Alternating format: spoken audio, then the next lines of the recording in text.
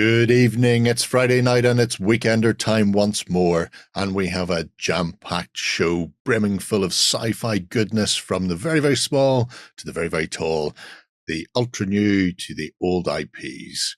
It's a whole host of sci-fi fun and games, but don't worry, because we've also got some historic and fantasy squeezed in there as well, if that's your thing. On top of all of that, one lucky viewer will be given the chance to win Warhammer Age of Sigmar Extremis from store.ontabletop.com. If you want a chance to win that big box set, you need to be a subscriber to the channel, pop a comment below, and share us around on the socials. You know the score. Otherwise, sit back and relax, because your weekend starts here.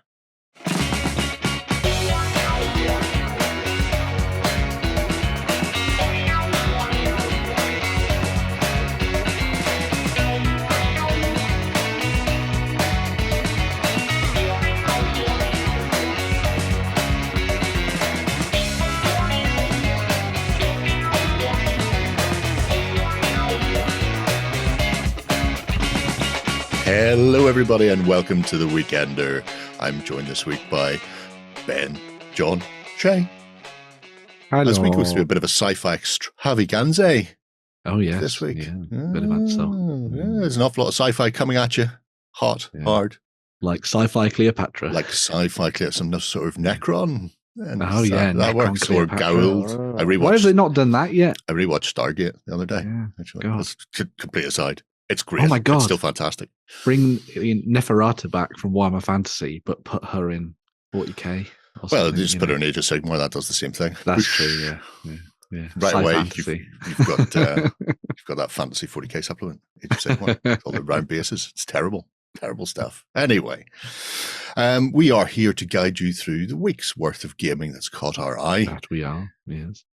And the big news on our side so far has been the lovely new miniatures coming out of Corvus Belli from Infinity. Yeah. So they've got a new bundle that is available for you to pre-order right now from over on their Adapticon site, over on their store. This is the Bakunin Observance, which is a new action pack and associated bundle that's going to be available for you to pick up from the 9th of March. So couple of days ago, all the way through to the 28th of March in the future. So this comes with a whole host of new kick-ass, badass warrior nuns in their kind of sci-fi cyberpunk style of Infinity.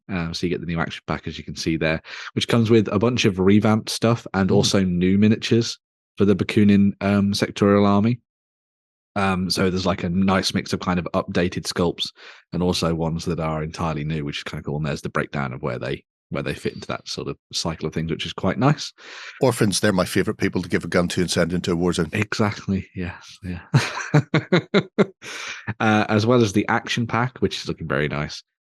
You also get the Dire Foes mission pack as well, which is kind of like their neat little kind of narrative stuff that they do for Infinity. So you get, in this one, Pan-Oceania and the Nomads are hunting down the same AI. Dun, dun, dun.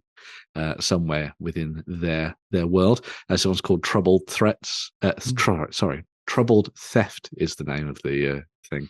And it comes with Mother Healer Agatha and Brother Indigo Constantinos. So yes, kick ass and take names in various states of faith, depending on how you want to approach it, I suppose. I may not be pre-ordering. No, of course not. Why would you? And they'll also be hunting down that AI known as Robin Hook. Might have some kind of Robin Hood things going on there. We shall see. But yes, can also be used. That sculpt, that Constantinos with a hammer. It's very nice. Yes, everything so is very cool. So as well as the Dire Foes mission pack, you've also got this special miniature that's going to be available during this pre-order period as well. So this is Cassandra Kusanagi, who is back with the new badass version of her miniature to throw into the mix. She has been fighting alongside the Moiras, which are part of that sort of action pack that we saw as well, just killing everything basically. And now she's got a big new sword to go kick ass with as well, which is always nice to see. So yeah, if you're interested, Moira at school and she was exactly the same, running around with her green hair, killing people. Oh, killing people! Yeah. So this is all of these are actually available separately if you want to. or you can get the bundle, as Sherry's showing there, which gives you the action pack and the Dire Foes, and then you get the Cassandra miniature for free as well, which is quite nice. If you're interested in learning a little bit more about the Bakunin Observance action pack and all of the associated miniatures that come with it as well, there are going to be a series of videos from Corvus Belli over the next couple of days. Yeah. So watch out for that over the next couple of days as we head into next week and stuff like that. So I'm also going to show you that at the time of recording, the pre-order starts in 13 minutes. I'm not watching it, but it's right there. So when we get into the indie of the week, John will just disappear. Oh, you think that, but you don't know what the indie of the week is yet, though. Oh no! Oh No! Don't! 100%. Yes. Well, it'll be interesting to see what else comes out from Adapticon over the next few days, anyway. But yeah, keep your eye out for the Corvus Belli news, and all the other stuff that will come out. We'll be probably covering next week quite a bit, I imagine. Yeah, we'll dive in. That's what the Adapticon does. It dumps all the news all over the weekend, and we spend the week trying to pick up the pieces. Yeah. During Cheltenham week as well. Outrageous, people. Outrageous. Anyway, right. With that, we should kick into the show. And this week, our indie of the week, the most important of all things, is Death Ray Designs. Ooh, I hear you say. Ooh, John. Ooh, Shay. So, Death Ray Designs is a company that do a whole host of bits and pieces, little thingly bobs to add to your terrain or to make your terrain out of, because they sell terrain and STL files and stuff as well. Dear. They also do a range of miniatures and a mech game for Ash Barker called Steel Rift, and they're all 6 mil. Where would you want to start, John? Are you going to run off in 13 minutes? Sorry, I mean 11 minutes and 30 seconds. No. I'm going to keep the 6 mil mech miniatures and stuff for a little bit later. For approximately 10 minutes time. I think I'll start looking through that. So you can see that there's quite a lot going on with Death Ray Designs. There's a whole host of things. They're one of these companies that do tokens and movement trays and storage and bits and bobs, and then from there they've progressed into making terrain and then bits for your terrain, and then they've got into 3D sculpting. I'm going to start with the decals, since there's front and center screaming at me, and not because I was looking through the decals recently to stick onto tiny buildings so I can fight bots in front of them. I'm just saying, everything's about bots nowadays. Everything is about bots all the time. You are 100% correct. So you can see they've got a split into markings, numbers, and logos and icons. Logos and icons are my most favoritist, although numbers are always good, whether you're wanting to stick numbers on a Blood Bowl or a Dread Bowl player or on the side of a tank, whatever it happens to be. Or a BattleTech. Or BattleTech. Especially if you happen to be putting together some new 6 mil Steel Rift mechs. Did I mention their Steel Rift mechs come with a whole host of weapon options that you can magnetize in or just build them whatever way you want? No, not yet. I'll mention that later, don't worry. Shay is remotely firing up his 3D printer.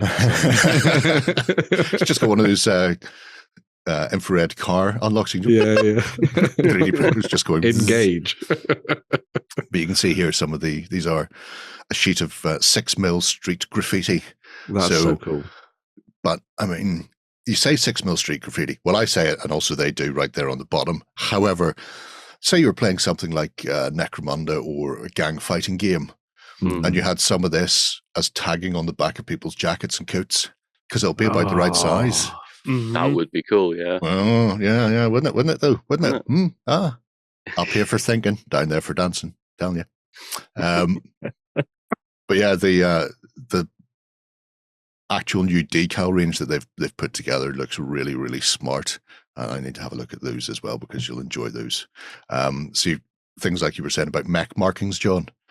I mean, things like this, they've got to be a pain in the backside to actually paint on. Yeah. The little front towards enemies and stuff. And they're generic enough they'll work on your BattleTech or any sort of mechs you want to stick them on, or obviously Steel Rift. Visit steelrift.com. You won't have to. You'll see them all here, John. Don't worry. But yeah, so a whole host of them in various colors. I love the dystopian propaganda posters, though, because it's a mix of the 1984-esque plus the new. Oh, And that just is cool. imagine those on street level as you're running past Punching Face. Yeah. Never sleep. I remember one of our community members did a rake of these in this sort of style for Star Wars. Put them up in our project system so people could download them and print them out themselves. And Oh, they're really, really sweet. I like the pop of color. I also, obviously, very clearly influenced by a certain poster in 2008, I want to say. Mr. Barry Obama and his hope. So yeah, it's all Obama's fault, man. these things always are, aren't they? They're always somebody's fault. Anyway, yeah. So really nice set of iconography. You've got your shark mouth tallies and just generic markings.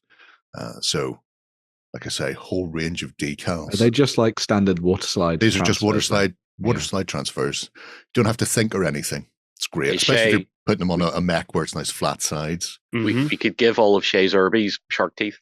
Good. A little angry eyes. And angry eyes on all your Irbies. Yeah. Oh, angry eyes would be better. How much for the decal set there, Jerry? Decal sets are $5. I think Shay and I are going to be putting in an order later, I think. What do you think? Probably will be. We could graffiti up an Irby with the other sheet. Yeah, because I am doing that kind of stuff. For the stadium, John. Yeah. Yeah. Okay. Yeah. And again, we still want to do that. Yeah, no, I'm 100% with you. Again, you've got your things like your generic warnings and your generic numbers. So I need those for my Irbies. So these are great as well for various things, either terrain or scenery. I'm looking at them with a view to possibly sticking some of this stuff onto some dead zone terrain from Mantic, just to let people know they shouldn't be opening those sides, touching those things, or switching the other bits off. So anyway, yeah. Decals, they're all great. We all like decals. Oh, miniatures. Oh, I slipped past terrain. I was so close to miniatures there. So close. So again, sci-fi, modern, fantasy, and then they do bundle deals as well. Modern for Last Days by Mr. Ashley Barker Esquire. It's as if they quite like working together. Yeah. The first time I heard Death Ray Designs was on a GMG video years ago when they sent him a widget for measuring, because he was always trying to measure with a tape measure while holding the camera one-handed, and it was a faff, shall we say. Yeah. So they sent him a little measuring widget with Guerrilla Miniature Games inscribed on it. I was like, Death Ray Designs, cool. So just very basic modern buildings. Great for obviously The Last Days, Walking Dead, anything like that. Anything post-apocalyptic. Anything post-apocalyptic or moderns, especially in America. America. Shops. I love the shutters. They're really, really cool. Cool. And you've got your little internal. Very atmospheric shots as well for these.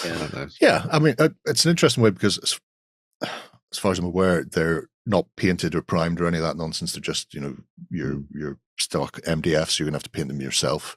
So it's a nice way of presenting them. Yeah, definitely. Yeah, rather than just a few shots of just brown, unpainted MDF. Yeah. Gives you an idea of how they'd fit into the aesthetic of what you were trying to do and things like that, which is always nice to see. Then we have a range of fantasy sort of stuff as well. So you've got Himmelheim is sort of your Mordheim runes. You've got your D3, so it's essentially a modular dungeon stuff. And then New Gallows is their fantasy constructed world. You can stick it on whatever way you want. Everybody in Old Gallows. So here's all the stuff you need, whether it's for dungeon crawlers or role playing games. I like that. Yeah, it's very nice. It's really nice set. Very modular as well. Yeah, incredibly so, especially when you see things like the wall panels and stuff. You can see how they use the triangle ends, so they tessellate, so you can get your 90-degree corners or your 45s, That's your really straights, nice. that sort of stuff. It's a nice bit of kit if you wanted to put it together. Chuck or the Himmelheim's a whole thing. Hello, Giant Dragon. Everybody needs a dragon. Everybody needs a dragon. Well, they probably didn't want a dragon, but they've got one up on their grill. So you can see it. Lovely little fountain with a big obelisk / good frost gravy stuff as well. Oh, being useful in things like Age of Sigmar and things. Oh, these are actually pre-coloured now. I don't know when they made the change. Interesting. That's nice stuff. I like that. Yeah. Yeah. Very multi-purpose, which is always handy. The Sci-Fi is their biggest range, Mhm. and they've been working on that for a while. They've been working with people like Fragging Unicorns for Gangs of the Undercity. They did the buildings for that, Right. Yeah. as well as obviously a 41st Millennium adjacent styling. So you've got all sorts, whether it's, again, sort of dungeon crawlery type thing, racetracks. Look at the Outpost. There's because I quite like I think that was the one from Fragging, New Cersei's. You've got your kind of neon-esque bits and pieces going on with it. Send Schwarzenegger to Mars. Get your ass to Mars. And you can see with the Sci-Fi, you've got the dirty, grotty Sci-Fi, but then you've also got these ones where they've tacked in acrylic pieces so that you can do the sort of the poppy neon bits. Yeah, I always like that, seeing that kind of stuff. Yeah. Yeah. I mean, when you've got the option to do it and doing these sort of, matte black, luminous green and see-through, you've got a whole host of stuff you can play with. So I mean, we were just looking at Infinity, and a lot of this stuff would be amazing for that, because you need to set up big, essentially cluttered, not cluttered, Quite but dense tables, yeah. Dense table, that's a better word for it, yeah. Dense tables for Infinity. So stuff like this is really good, especially buildings with height as well. So you can put a sniper on the top and have all the AROs all the time. Height and distance. I really like this compound with the 2-layer effect. Little That's paths really cool. running through the middle. Yeah. And a shrubbery. I've got I was just getting that reference before you said shrubbery. Shut up. Thank you. You're welcome. And again, talking about really interesting shots. Theoretically, they're selling the train here, but at the same time, somebody set their train up and we're starting to take pictures. It's like, oh, this looks cool. I've just got silhouettes of troopers. I like the idea of that as a Imperial base in Star Wars that's been set up on a world, and then all of the stormtroopers are just gone, and nobody knows why, and it's just been left. And so when all the Imperial troops come to find out what's happened, they've all just been taken by the local alien life form. Yeah, or something like that. The really flora cool. and fauna has done them up like a kipper. That is definitely an Eversor assassin. This is power swords, bolt pistol, needle rifle, needle gun. Yeah, but yeah, so very a cool whole stuff. Galvy bucket, so much stuff in the way of sci-fi-age. We'll open this one, shall we? I wonder why we'll open this one. Is it because it's 6mm-esque? This is the starter before the main course. The little aperitif, the amuse-bouche to cleanse the palate, John. We forget about the nuns. Don't remember the nuns. So you two can run your big chunky mechs down a city street. And, Do you need more terrain for our BattleTech? BattleTech, yeah. It's I mean, compact and bijou. It does exactly what it's supposed to do. Yeah. It looks like a set of city tower blocks and stuff, So if you've got nothing at all for mech combat, it's a great way of starting off your collection. You can just expand from there. Very much so. Oh, don't worry about any of those mechs. Oh, no. I mean, why would you even look at them? Don't worry. Anyway, so yeah, that is the a little sort of taster of what they have in the train. Obviously, there's a ton more. Oh yes, loads. And they have widgets and airbrush stencils and stuff, and they do various types of stenciling. So you've got your eye twitching, by the way.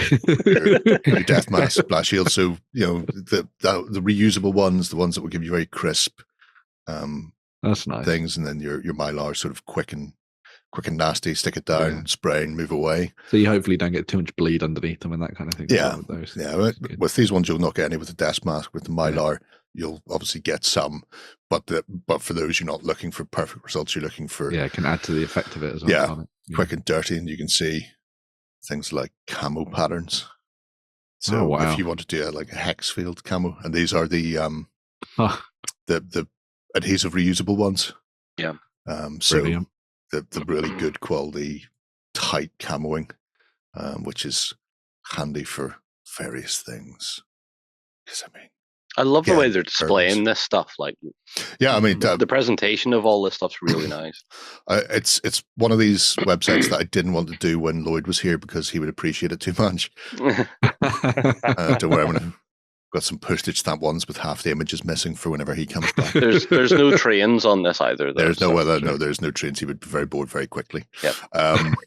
But yeah, so they've got stencils. They also have a set of bits for scratch building. I think it's in the scratch build section.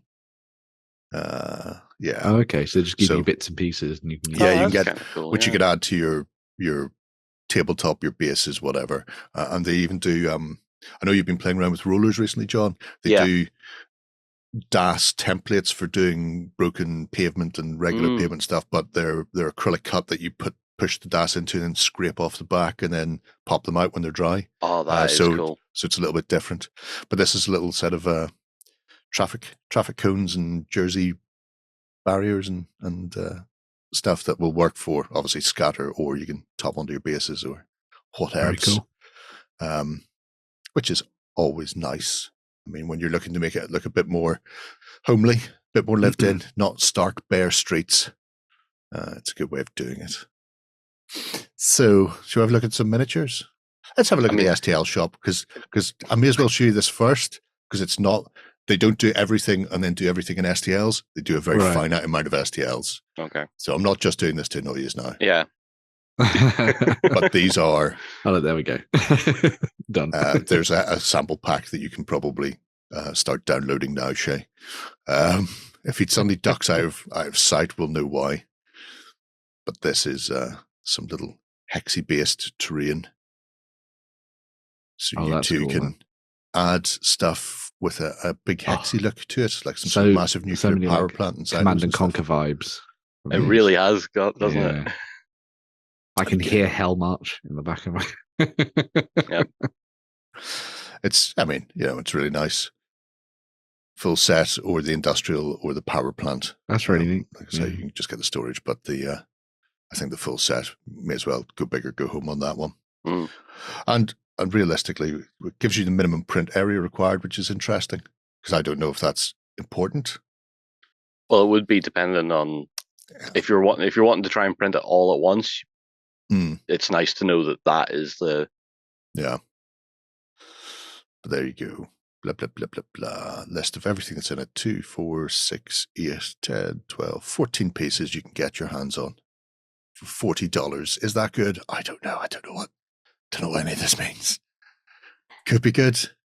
Could be terrible. The thing with STLs is no one really knows how to price it yet. Do you price it on the perceived value? Do you price it based on how long it took to design or that sort of thing? Like, because Shay and I see like STL prices all over the place, from next to nothing to why is it so expensive? But that'll level out. I think we'll understand. Hello, Max. Hi. This isn't even the. I'm not going to say the good stuff because this is really nice, but this isn't what I've been teasing you with yet.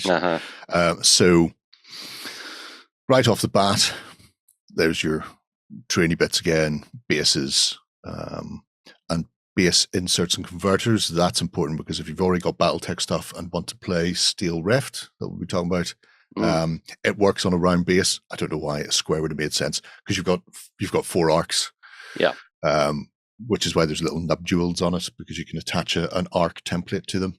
But if you've already got a load of BattleTech and you're going, well, I don't want to buy mechs, well, you just stick a base converter on them with a magnet, and it means you can pop on, pop off. And as you can see, they've got a couple of sets of textured ones, which I think are really cute, especially when you're basing up a load of infantry and stuff like that. You two can stand on a small bunker or what appears to be some sort of Willys Jeep.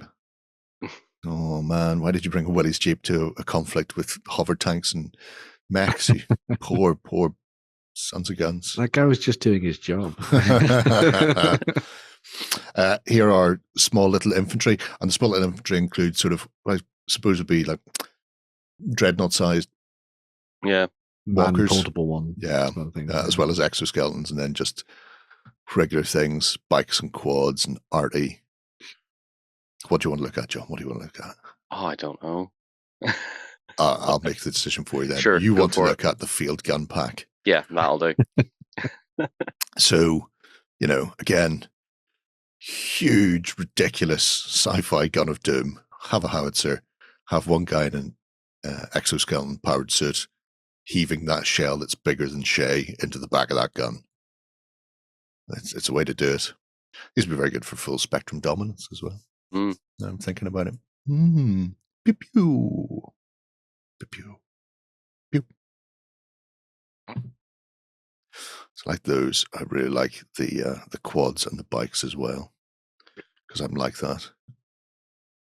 Those are nice as well. Those are nice, yeah.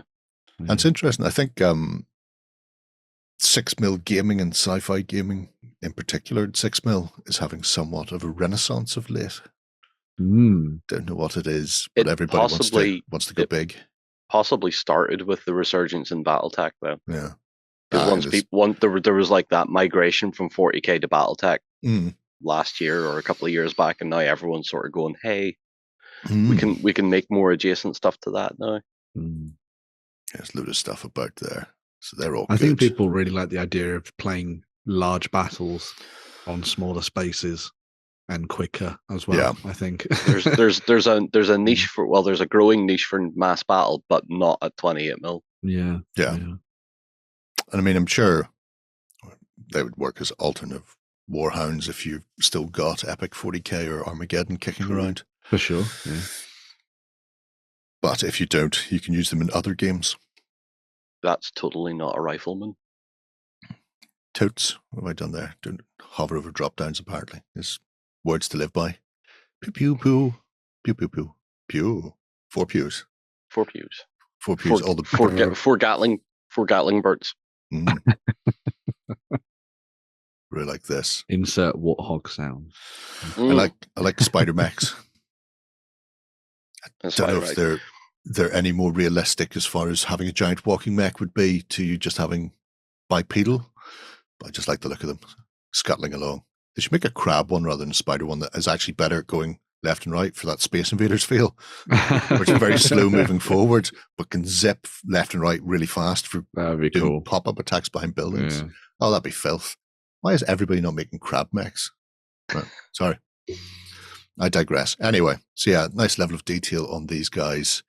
And as you can see, there's quite a lot of mechs and a variety of flavors. I know that they've got some of them actually in a little bit more motion as well. So you've got like the War Chief light mech and stuff on the both the light mechs. You've got one shooting and one cornering at pace. Yep. We'll have a look at them before we dive on to the next bit. Oh, that's cool. It's definitely a commando, not a commando mech. Going to run around the corner and just thunder punch something in the throat. Yeah. That's where you laugh at Atlas because you don't have a throat. You've just got a giant ball head straight into the middle of your body. Especially since that fist is planted and then they shoot the gun. Yeah. That's exactly what we would do. Yeah. VTOL-based craft, like these, they're very Battlestar Galactica. They are, yeah, very much so. A whole host of VTOL types. Heli-chopped. What were the ships called? The Raptors were the transports ones. Vipers. Vipers, that was it, yeah. It's probably because of the nose more than anything else. The little nose stubby is bit. Very good. Those are very cool. I like those. Yeah. And tanks, John. Tanks. Do you use many tanks and infantry, or are you just going whole hog into the mech size? I am waiting for the Kickstarter to come. Because that's what it's doing is putting vehicles and aerospace into Alpha Strike. Because at the minute, Alpha Strike is pure mech. That's cool. As you can see, little hover tanks. A Some of big these are bucket of tinks and tanks. A lot of these would just work really well. Look, Shay, 1 point of guaranteed damage when you lob at the head of a bot. My favorite. It was incredibly funny watching that Let's Play and seeing how often trucks and crates were thrown at people. we did fill the board with a lot of stuff. That'll probably change up next time we play. I say it'll change up. I've bought a load of cars, so that the crates will change into actual cars this time. What are you doing this time, Shay? Well, I'm going to throw a crate at your head. But this time around, I'm going to hit you in the head with a stop sign. Boosh. And then don't stand near power lines too often. That's what we found out. And then the last thing we'll take a look at here is the terrain. So you've got command post, debris box, and then the bastion. Ooh. Proper bastion with big gambings. Yeah. tons of what are they? Hesco Mm. Hesco boxes or something. Filled with rocks. Yep. Try to keep yourself safe. Keep yourself safe from giant mechs. Are you mad, man? Let me know how that works out for you, tiny humans. Tiny, squishy humans. There's more Jeeps. Poor people. I suppose they're not Jeeps these days. They're Humvees, aren't they? I'm still going to refer to them as Jeeps. May as well. I think my printer's going to have to get busy again. I like that crate stacking like set as well. That's cool. Yeah. Look, for growing your tomatoes. Polytunnels. Oh, that's so cool. I love that kind of crate stacking style and those loaders and stuff. That's really neat. Isn't that the bomb from Batman? Yeah. Yeah. Signal packing, best kind of packing. Little mobile command center as well. That's nice. A little debris box. What are these? Misprints, partial prints, factory seconds, So all sorts of random nonsense, infantry, terrain, vehicles, all chucked in a box for spicing up your basing and board. Out of stock. Why not? Yeah, I imagine this is one you have to check it on a semi-daily basis. So they're getting better at their production, so these boxes become rarer. Rare. Yeah. Right. Okay. We've tormented you long enough. So, Steel Rift, if people aren't aware, is a game by Ash. You can pick up the rules. It's an interesting game, and I'm going to tell you a bit about the mechanics, John, and then you can tell me whether or not you agree, disagree, or massively outraged. Okay. He was watching a video one day with a friend, and they were showing anti-air turret. Yep. And they fired a load of missiles at it, and it just went. Boom, yep. All gone. 3 seconds. Mm-hmm. And he looked at that, and when he came to design Steel Rift, he went, "There's no rules to hit. Right. Instead, you work out the damage based on your weapons. Mm-hmm. In the future, everybody hits all the time, and then it's up to the mech's defenses and counter defenses to try and take some of that damage dice away through countermeasures." Yeah, I kind of get that. Apparently, that's one of the things that's been causing people the biggest issues when they read it, because they go, "But I want to roll." "But you don't need to roll. Why would you want to miss?" Your opponent might be really good and dodge a lot or block a lot, and you get less dice when there's like intervening terrain and stuff. But the whole point of being in these giant futuristic mechanical suits is to get in a position where you can bring all your guns to bear in the most effective way for yourself as possible. I guess it makes it more tactical in a way. Yeah. Now, if your opponent happens to be really good when they're firing back, when they're dodging, they can fire back, so they can counter fire for like every natural one they roll.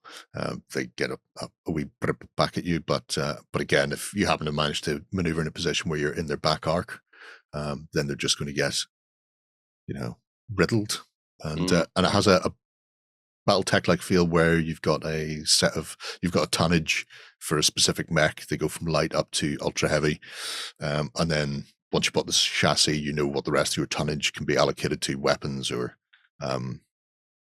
armor or other bits. So you build your stuff the way you want to, which is why in these boxes they come with a whole host of additional weapons. So these all come when you buy it. Yeah. So some of them are like 20 additional weapons that you can magnetize if you want to start sticking other things on. Ash was saying it's not a WYSIWYG game. If you just want to build a cool mech and then go, this week he's got these weapons, next week he might have something different. I'm not magnetizing stuff. I don't have the time. You're not making me. So either is fine. Not at that scale either, because you're going to lose all your spares. Yeah, well, interesting thing. I don't know if it's for all of these boxes, but I know the 2-player starter set box actually comes with foam inserts. So when everything's sort of subdivided, and when you've built your stuff, it becomes a carry case for the 6 mechs. So you can keep it all together in that way. There's another interesting little thing about the weaponry is that you may discover that a certain weapon is great. Oh, he's a chunky boy. And you want to spam like Billio. Whenever you buy every weapon after the first of the same type, there's a tonnage increase. So 3 Gatling may be fantastic, but your first one costs you 10 or 5 tons. Your second one costs you 10 tons, and your next one costs you 15 tons. I get you. it stops the spam to a certain extent. Well, you can still do it. You can super focus, but it's going to cost you. It's going to, yeah. Yep. And it's the whole setup for Steel Rift is it's the far, far future. Humanity has gone to the stars, developed Dyson spheres, the whole 9 yards. And then there's a terrible accident one day and the Dyson sphere goes away. And all those colonies and the rest stretching out into space are now having to fight amongst themselves for resources. So there is a bit of story behind it. There are certain things like the old Earth military forces, freelancers and miners, corporations in space doing various things. So you've got a bit of that if you want to lean into it, or you can just build your own faction over time, add to it, and there's like a little table at the back where it goes military, political, corporation, and they get little bonuses and stuff. I like the tracked variant of the tracked variant's the very T1. Yeah. The Proto Terminator, that one especially. But you can just see them rumbling all over the place. And it's fine, but like a Dalek, you just go up a set of stairs, laugh. Laughs in bipedal mech.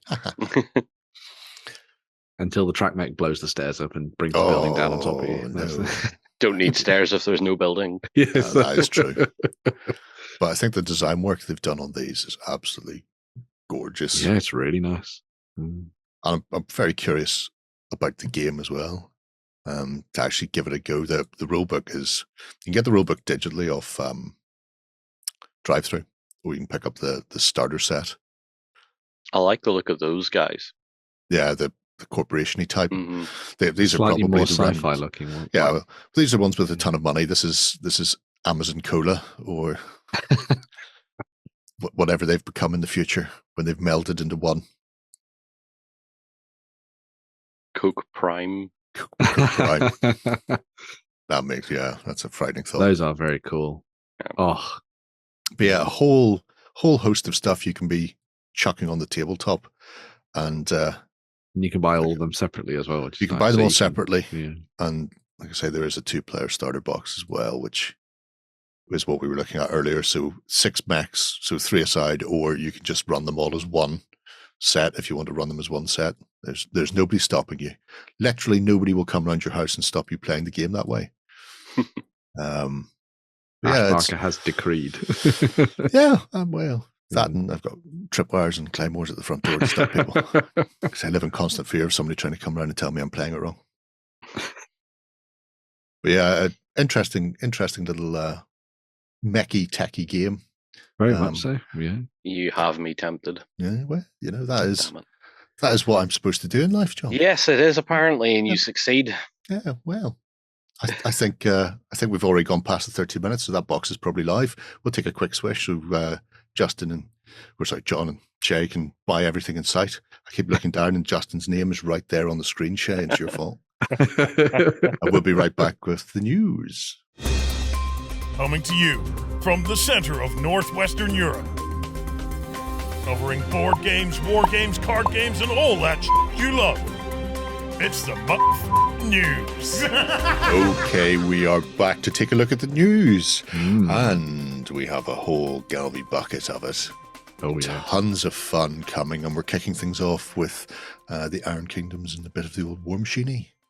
Yeah, so we're going to be diving into a little bit of War Machine Mark IV as Privateer Press expand their offerings for those people that are diving in to play the game. There's going to be a whole host of mercenaries that are available for you to snap up now, which is pretty awesome.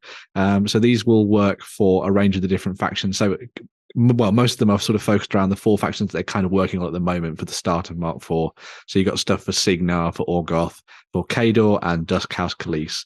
So you've got people like Prisoner 102822 that we saw before there, who has mastered her Fellblade and is ready to take control of the battlefield. You've also then got Malgreth, the Charnel Plague, which is that undead fellow there with his mighty axe, an ancient sort of hero of Orgoth that is ready to kick ass and take names. And there's also Colden, who is going to be kicking ass and taking names as well with his mighty axe by his side. Looks hauntingly familiar. This is Colden, Lord Damien Korovic, which is very cool. And then you've also got some really awesome stuff if you want to go down the sort of elvish route. So you've got Iris, the Shadow of Retribution, so fed up with her previous employers. She went and stole this ancient relic blade from the houses of the elves and the houses of retribution, and is now ready to kick ass and take names and, show the Orgoth what for after everything has been devastated, essentially. And her entire race, well, not entire race, but most of them have been turned into undead fiends now, but there we go. They all knew the risks. Yeah, there's also Eilish, Garrity, the Dark Traitor, who is somewhat regretting some of the choices that they made in the past and the dark pacts that they made to the Whispers in the Shadows. But now they're playing both sides once again and have pledged themselves to the forces of Orgoth, but are also working alongside Sigmar at times as well. I was about to say, he looks very Sigmar with his uniform. Yes. Yeah, so previously a Signarian academic of sorts, kind of threw his lot in, but then his side lost, and so now he's sitting on the fence when it comes to both Orgoth and Sigmar, so that if things come around, up for the other or whatever, then he can say that he was on the winning side. Plays both sides, so he always comes out on top. Exactly. And then there's the very famous Alexia, Queen of the Damned. She is ready to kick ass. She has completely dominated the sword now. And it is no longer in control of her. She is in control of it. And as many people will know from the role-playing adventures, the stories and that kind of thing, Alexia is ready to sort of be like, I'm evil, but not really. So yeah, I'm evil, but I enjoy it. Yes. And I'm using the tools of my enemies against my enemies, which my favorite shade of evil is grey. Yeah. So yeah, there's a whole host of different mercenaries that have been put together for you to use across the different factions of War Machine. So if you're looking to spice things up and maybe make some theme lists or something, these might be quite fun to add into the mix. I quite like the idea of telling slightly more narrative stories with War Machine and playing out some of the moments from the lore and the history, and maybe telling some new stories and campaigns with them as well. Cool. I think there's a lot of good moves happening in the background. A privateer with War Machine, and I have on the down low had a bit of experience with the new kits. Nice. So I say it in what I filmed, which I'm not talking about yet, but War Machine has never looked so good physically. Awesome. But there is caveats with that, and I do cover that as well in what I filmed. So yeah, I explain my opinions on a lot of it, so I'm not going to waste anybody's time here in the news on it. But it has never looked so good as a miniature range. Watch out for that. Fancy. Not all the news from War Machine though. No, so we've also got a set of the separate hero miniatures are now available. So if you already own a bunch of War Machine kit already for Sigmar, for Kador, or for Orgoth, or well, not necessarily for Orgoth, then you might want to dive in and pick up some of these different characters separately now, as opposed to they were in some of the big faction boxes of things that came out towards the launch of War Machine Mark IV a couple of months ago now. But you're able to get your hands on Major Anson Wolf, who, fed up of being betrayed, is now sort of heading his own command in Sigmar, and sometimes gets lost to the bloodlust. You wouldn't have thought it from his lovely shiny armor, but I'm sure that an attendant cleans it quite regularly. But he does go off on one, apparently, this Major Anson Wolf. Spent a lot of time hosing his enemies off him. Yes. We also have Harushk, the Thousand Wraths, who is your big bad evil character for use with Orgoth. He has been sort of summoned back to fight for Orgoth, and once he saw the lands of Imoren before him and he landed on the beaches, he was like, well, I'm going to make this bathed in blood, essentially. And he is the ultimate of all evils, essentially. With it's that big good, sword. But it could be more red. It could be more red, yes. I need something to clean my boots with. And then last but not least, we have Kapitan Ekaterina Baranova, who is another of the mighty Kadoran warriors that is ready to kick ass and take names. She's quite the arcanist. So she must be a big fan of Sorsha. Yes, she's got plenty of Sorsha vibes going on with Tons her. of Sorsha vibes. Yes. So she's cosplaying as Saoirse on the back. Only without the tragic backstory. No dead husbands for her. So she's a powerful arcanist who, when enemies around her are killed with arcane energy, she can like power herself up and that kind of thing as well. So some really interesting stuff there for those people that want to run a faction for War Machine Mark IV and just want to throw in some new heroes to get yourself going. Or if you just want to pick up some characters to start playing through the role playing game or something, you could use these and just paint them up in different ways to represent your characters in the Iron Kingdoms RPG, which would be pretty awesome. Iron Kingdoms is a sort of world I've really wanted to role play in, because I would really love to have played like a caster class. Actually be a warcaster in it, which would have been amazing. Running around with a couple of warjacks. They've done the new 5th edition adjacent version of the game, which should be a lot easier for a lot of people to slip into, which would be quite nice. I quite like the original Iron Kingdoms RPG mechanics and stuff, but I think they did a good job with the transition into this D&D style, and I think that quite fits with what they've tried to do with magic and that kind of thing as well. So it's well worth having a look at if you haven't before. So it helps to jump between games while still having some familiar ground with it, I would assume. Yes, yeah. But it's interesting because I've seen a lot of people saying that some of the new models, the Sigmar in particular, look very, very sci-fi.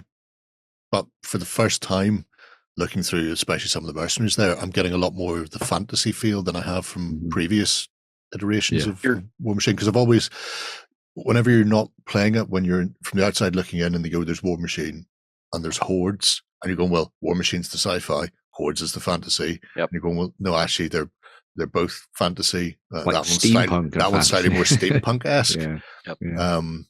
So I think they're sort of, well, I'm going to say doubling down on the fantasy side, but the ones that are very fantasy are a lot more fantasy, and then the ones who are more advanced feel advanced. It feels like a closer blend between the two styles that Hordes and War Machine had previously, because before that, like Hordes and War Machine did have very separate aesthetics. The aesthetics were, where now you see Orgoth in particular are a very close blend of what Hordes was. Yes. But more of the mechanical based stuff that War Machine brought to the table. So aesthetically, I like that closer blend. I like that the Warjacks are still coal-fired, steam-powered, arcane-driven machines that are controlled by the arcane casters. Like, I love all that, and I think as it goes forward, if that blend continues in that sort of nicely mixed kind of way, I don't want it to go swing too far one way or the other. I think it makes it more unique as a universe. I am very eager to see what they do for Hordes. I think it'd be very cool seeing what they do for like new Circle Ouroboros and the Troll Bloods. Circle were always Circle and Troll Bloods were badass looking factions. Also, the fact that they're no longer sort of making the distinction that you're either playing this or you're playing that. Yep. Because the whole idea was you could always play both sides against each other, but it always felt separate and distinct. So there was mechanics that changed them up. Some of the base mechanics, instead of arcane power in War Machine, there was rage for the primals. The way that I always viewed it was that War Machine was you planned out your things and then a turn happened. But with Hordes, you were very reactive to what was happening around you. So you did things because of something else, which I thought was always interesting. But it'll be interesting to see how it all blends together. Yeah. And speaking of tales to amaze people. So we've got a new version of Unmatched coming out. So for those people who don't know, Unmatched is a solid board game experience from Restoration Games that was based on an old Star Wars property, where you take characters and you fight together against each other in either 1-on-1 or 2v2 etc. games. And they've taken characters from all over the different mythoses and legends and that kind of thing. So you can have King Arthur versus Beowulf, or King Arthur versus Red Riding Hood. You could have the Raptors from Jurassic Park versus Ghost Rider from Marvel if you wanted to, which I think is always awesome. Well, in this new game that they've been working on, which is called Unmatched Adventures, they've actually taken all of those base mechanics from Unmatched and they've turned it into a cooperative experience. So now you can play as these different characters like Annie Christmas, Jill Trent, Golden Bat, the first superhero of all things, Sure. from Japan.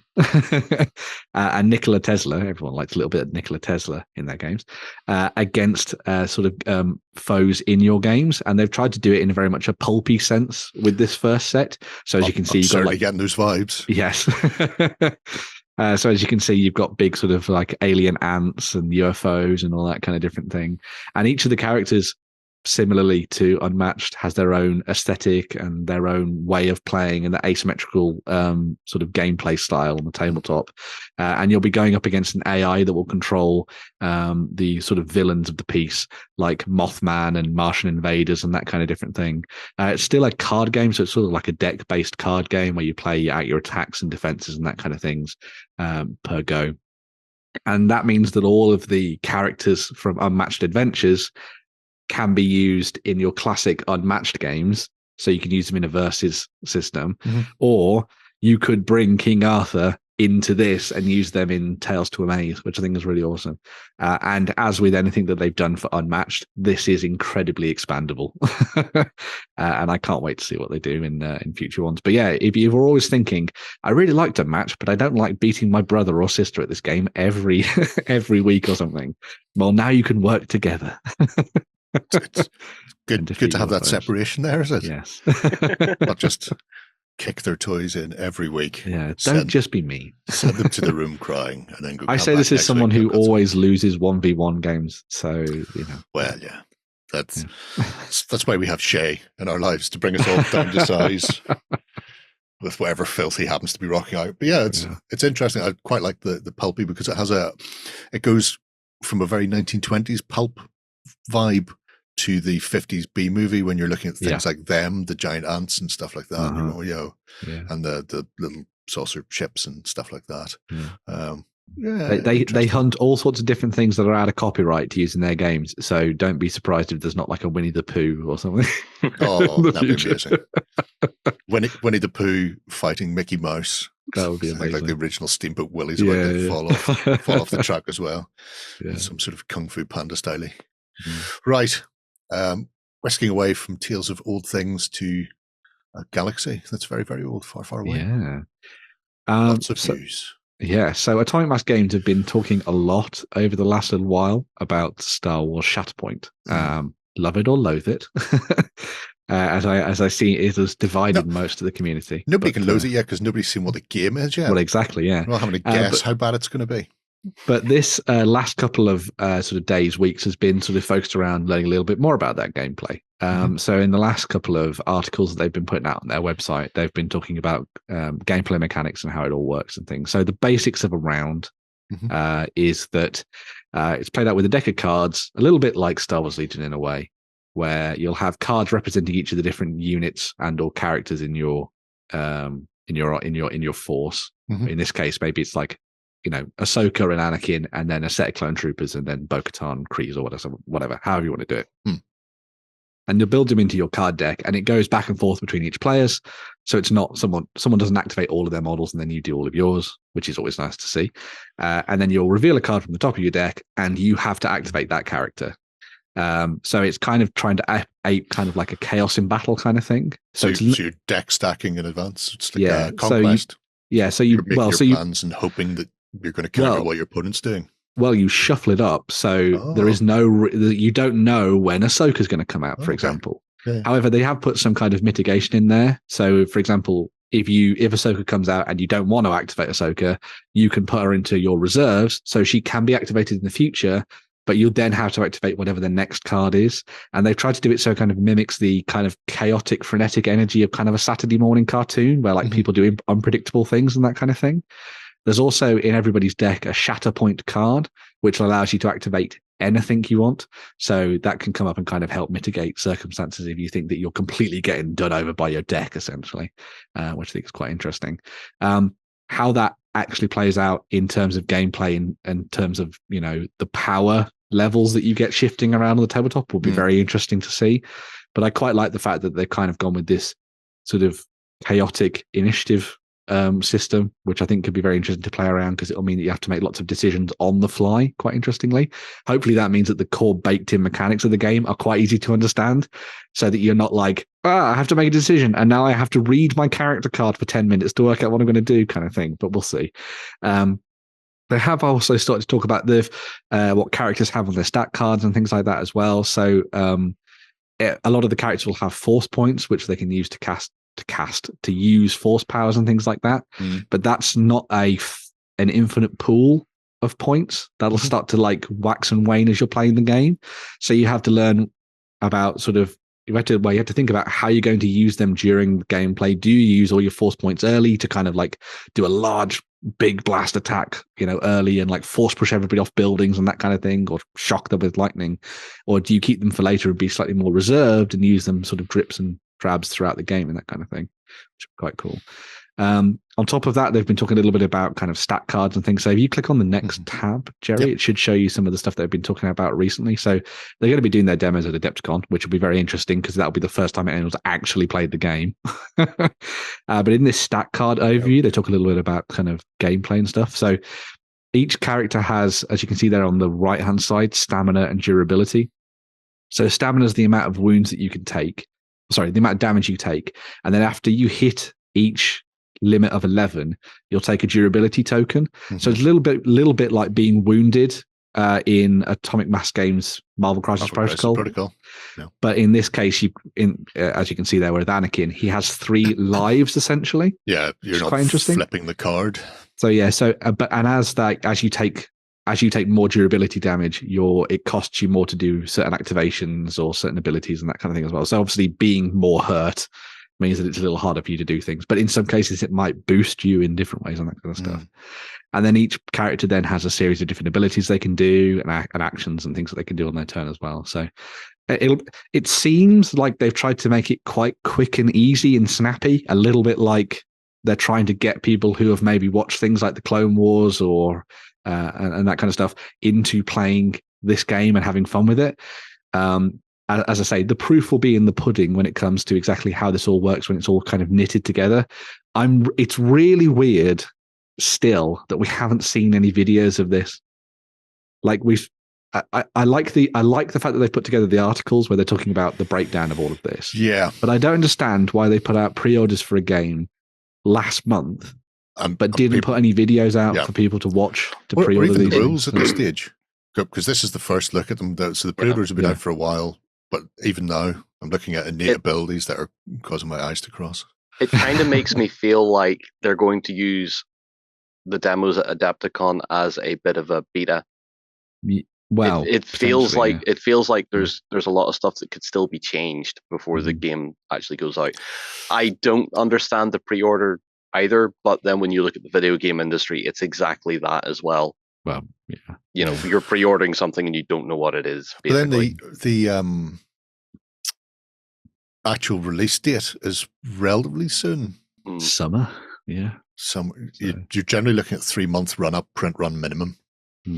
So I don't know how much change or how much time they would have to change. They have done behind the scenes, well, not behind the scenes, but they have had beta testers playing the game. But as you say, John, it feels weird that the first time we're actually going to see the game is Adapticon so close to the release. I would have thought that we would have at least had like a snapshot style let's play or something out. It feels very careful in some ways. It feels very, they're kind of working on it and there's testing going on, but I think at Adapticon they're probably going to want to listen to people's opinions a little bit. Whether or not they do anything with those opinions is a whole other thing. Like some of this could be too far along in the production queue to change, but maybe there's a couple of things they're tentative on. Yeah. So I mean, like I'm excited to see what they do with it because I like the idea of playing these kind of smaller games with these big bombastic characters doing something a little bit sort of Saturday morning cartoon on the tabletop. Warhammer kind of thing. Yeah, I think that's kind of awesome, and it's what everyone really liked about Crisis Protocol. But it will be very interesting to see how it all comes together and how complicated it is compared to how swift and quick things on the move. back of this card. This is one of the, as a board gamer, I have many times looked at a player sheet and gone, well, I'm never going to understand this game. And then suddenly it's been like, oh, actually, X means whatever. And this is very easy. So it'll be interesting to see how it all comes together. But anyway, Shatterpoint stuff is out there in the wild now for you to go and have a read of and see what you think of it. I'm going to stop reading that. There's stuff there to read, but it would be nice to have some interesting stuff to watch as well.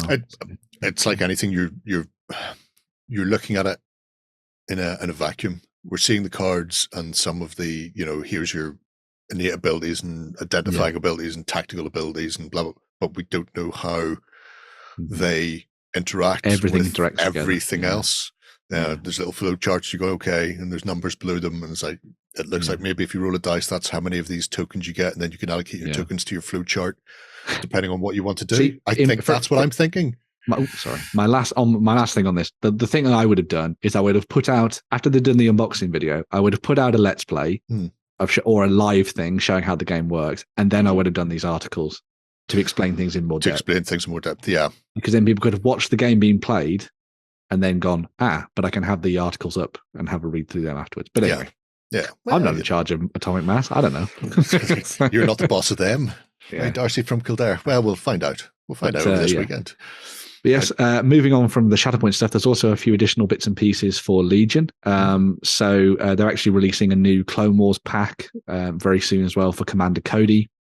So he's going to be dropping into the mix for Star Wars Legion. So if you want to play out some, as we were saying earlier, Clone Wars era stuff, you got a nice little figure pack there. So you get the cards and things for Commander Cody, but you also get upgrade cards. So you can throw Waxer and Boyle into the mix as well alongside him. So you can have the named characters from the show. A little bit like what they did with the previous Clone Wars commander. I can't remember his name now. So that's really bad. I know the one you're talking about. He looks very, very similar to Cody. I mean, they're almost Who would have brothers. thought it, right? Oh, man, that's going to really bug me now. But yeah, the blue guy, had cards in there for his blue companions, which was always quite nice. But anyway, so this is going to come out. So if you want to throw Commander Cody in alongside Obi-Wan or something and have some fun fighting the Clone Wars out with them, then you'll be able to pick those up. And I quite like the models again. I think that's really nice. They've got both flavors of helmets. They've got Phase 1 shark helms with the little fins up them. Yeah. And then they've got the later phase with looking more Stormtrooper-esque. Yeah. It's the various characters and which ones they held on to and stuff during their time fighting, which gives it kind of a nice veteran feel. So, very cool. So yeah, Legion's not dead, guys. It's still around. People are still playing the game. You can they bought out a Sarge Ventress recently as well. So Can we buy it anywhere? No, of course not. Yeah. Well, that's another matter entirely. Anyway, it exists. It exists, and you may be able to find it depending on where you are in the world. Outside the United States, probably. If you live next to the Atomic Mass offices, then you probably can buy it. So. Yeah. Well, time will tell where they go with Legion, because there's a lot of heavy investment in Legion, and if it gets, if like the eldest child, it gets ignored when a new one comes along. There'll be an awful lot of unhappy people. An interesting thing that a lot of people have been talking about is if the rules aren't prohibitive in some way to stop you using Legion miniatures, why can't you just change the distances and use your collection to play the game? But well, my guess will be it'll be cards and tokens. Probably, you'll need to buy the packs to get the You'll bits probably have to buy a pack to play that. Shatterpoint, But we shall see. People are very ingenious. When it you buy the stuff, you take all the cards and bits and pieces out you need to play Shatterpoint, and then you put the miniatures up for sale, and you just play your Legion. You'll get your money back. It'll be fine. People will just want to paint those. I'm going to be reserved in my judgment of it, but I will see what it's like. There's no Mace Windu in a game named after his solo book. I'm just going to say anything Star Wars is great. So I want things to be good. I don't want things to be bad. Why would you ever want things to be bad? So there we go. Because a negative Nancy by nature. Anyway, yeah. Yep. So yeah. Pew pew. So moving from a different land far, far away to a frontier. Oh my god! Oh my god! Some Wild West stuff. All right, Jesus, that was terrible. I can't do. You should just went pew pew pew. I should have just gone pew pew pew. Yeah. So Old Glory, who a lot of people will know, have put up a couple of sets on their web store for those people who want to play out some Wild West games. Wild West seems to be quite a thing at the moment. I've heard of it. So these are available in 25mm scale. So a little bit smaller than what you're normally used to be playing with in 28 and stuff. But they've put together 2 different sets of 15 miniatures each. The first set is designed to represent the likes of marshals, sheriff, and lawmen, and that kind of thing. So if you want to be playing as the good guys, the white hats, then you have some options there. And as you can see, they've got a range of different weapons. So you've got shotguns, rifles, revolvers, and everything else in the mix, which is good to see. Slightly more well kitted out than the next set we're going to see, which has been designed to represent gunfighters, shootists, and the no goods. So if you're looking to play as varmints running around doing a bit of rustling, then this is the set for you. Although, as you'll see, it doesn't necessarily come with a good variety of weapons. There's like one shotgun in the set, but everybody gets pistols. But yeah, but it there's no reason why you can't mix and match the 2 sets and play around with things as and when you like. I do like that this set comes with stuff that was also nice to see in things like the Black Sheep collection, where you've got the robbers with like the bags over their shoulders and things. Yeah. My favorite's that chap on the right in the middle with the poncho. Yeah. Gotta love a poncho, man. So, always love the poncho. It's a nice variety of clothes and headwear as well. Yeah. Not everybody is wearing a Stetson. You got bowlers and all sorts in there as well. Yeah. Which is always good, because you don't want uniformity on the tabletop. No. I know some people will be going, oh my God, 25mm, but all my stuff is theoretically 28, but more like 40 these days. But it's nice to see Old Glory sticking to their guns and not getting involved in the scale creep nightmare. Yeah. They'll match very well with Wargame Foundry's Old West line, which is of a similar size, much older. But the figure line in there holds up very well. So could always just be a shorter person. It's very true. That is very true. Oh, everyone's a 6 foot. I'm average height. It's the rest of you's pulling it down. But yeah, they're really cute. I like them a lot. Yeah, I might pick up a set and see what they look like. Lots of dynamism and detail in there as well, which is always nice to see, especially for skirmish games. Looks to be like a massive handlebar come mutton chops on this guy as well. That's good. Some ridiculous facial hair is always good for the Old West. Don't ask me why I'm saying that. But Old Glory, great company. Go and check them out and see what else they've got as well. Yeah, depending where you are in the world, they've got 2 websites, because there's an Old Glory. There's an Old Glory US UK and UK. Yes, you will find the UK site does not have many images. So often I will go to the US site and look for the images there of stuff that I want to buy, and then go back to the UK site. Yes, because it took me quite a while to find those images. So. Sorry, if I'd known you were looking for them, I would have given you that advice in advance. I was like, I don't know where I am on this shop. Never mind. Yeah. But yeah, anyway. I'm lost. But anyway, yes. Well, you got there in the end. That's the main thing. Yeah. It's the end of the news, and that can mean only one thing. A big Galvy bucket load of 40k like news from Grim Dark stuff. Hope you're ready. Boom. Right. So over the last weekend, we had the Warhammer Open Day up in Nottingham here in the UK. And that meant a couple of new previews for both the Grimdark future of Warhammer 40,000 and also what's happening in the Mortal Realms as well. We'll start off with the Grimdark future, because it's good to go backwards. And we'll have a look at the new miniature that came out for Farsight. Love this. Oh yes, he's very cool, and look at all those samurai vibes going on there. It's perfect. So Commander Farsight has been kitted out in his new suit of armor. This is his new XV86 Supernova battle suit, which has been named as such because it has a heretical AI in it called Supernova that watches over him and keeps him kicking ass and taking names. It's also very sarcastic. Yeah. Because I've read one of the latest Farsight novels, and the AI in his suit is very sarcastic. Brilliant. That's exactly how I want it to be. He does an emergency ingress into the suit, and he goes, "Not bad, was it?" And it goes, "You could have been 2 seconds quicker." It's like, oh. I like that. That's cool. It's nice to have a little bit of character in the AI and stuff. So yeah. So you've got the new model for Commander Farsight, who has been tasked with dealing with the War of Daka, which has been started by the Bad Moon's warlord Nazdrag. You would have guessed it was orcs. Yeah, who has decided that he wants to prove to the Tau that he can outshoot them, and that is the entire purpose of the war. So there we go. I'm sure he can outshoot them. But does that include hitting the target or just firing off all rounds? So Commander Farsight has been sent to deal. Well, he's not been sent. He doesn't care about the Tau command. He's doing it himself. He's going to go and kick ass and take names with his buddies and sort of battle against the Bad Moons. And Nazdrag has called on the work of the sneakiest of all orcs, Snickrot, who's going to be stealthing around in the background with his dual daggers at the ready to garrote and kill as many people as he can. As you can see, he's not afraid of killing some orcs. He'll also kill them. He's got his very awesome kind of like Splinter Cell style visor, which makes that sound as it comes down. Hopefully. I really hope it is absolutely pointless. It just has tints in it. So it doesn't have night vision or anything else. All it does is change the color.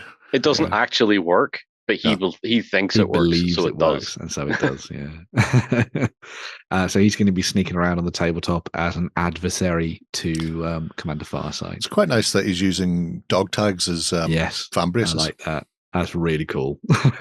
I don't know what you guys are saying. All I can say is a blank base and a smoke grenade. I see what you did there. The meme is rife. But yeah, so these two models are going to come as part of a new, couple of new boarding patrol sets. This will be the first chance to get them. Obviously, they're going to be available separately later on down the line, so you don't have to feel like you have to pick them up straight away. But you get the new combat patrol for the Tau. Boarding patrol, Ben. Boarding patrol, not combat patrol. Yes, sorry. There's a difference now. There is now. God knows what it is, but there's a difference now. 100 points, yeah. So this comes with 3 crisis battle suits that could be designed to work as the kind of brotherhood of Tau that fight alongside the Enclave. The Enclave, yeah, alongside Farsight. You also get the 10-man Fire Warriors team that can be assembled as breaches, which makes sense. And you also get the whole horde of tactical drones flying around in the background as well. And some of you might be saying, isn't this about boarding actions? Why are they taking battle suits? Battle suits can walk. It's okay. They can crouch. And they have fusion guns, which is and flamers, which is exactly what you want when you're going through the depths of a space Hulk. So there we go. I don't mind this as far as the boarding patrol boxes have been so far. Like some of them were a bit weird, like the Chaos one having Abaddon. But then how can I say that now and not be completely hypocritical by saying I like this one because it's got Farsight in it? Well, yeah, true. Because Farsight's a badass. The thing that was really interesting to me, and I saw it in a video, I ashamedly I watched Valrak this week. Is, on his arm, he's got the hexagrammaton from the Dark Angels on his wrist-mounted thing there as like a rune. And a lot of people have been like, has he stolen that? Or has he been... Because Farsight's quite enlightened as part of the Tau. And he tends to use a lot of stuff that others don't use. For example, the frickin' sword that he has, the Necron sword. So maybe he's kind of worked out a way to ward off demons or something with the hexagrammaton on his armor.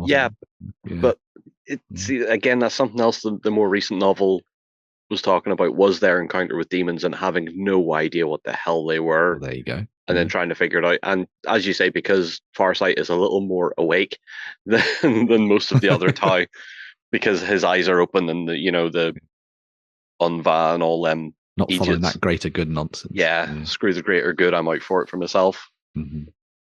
But yeah, very cool stuff. The Orcs have also got themselves a boarding patrol, not a combat patrol, which comes with Snickrot alongside 5 flash kits, as you might have imagined you might need when you're trying to outgun your opponent. You also got the 10 beast snagger boys for getting up close and personal in combat.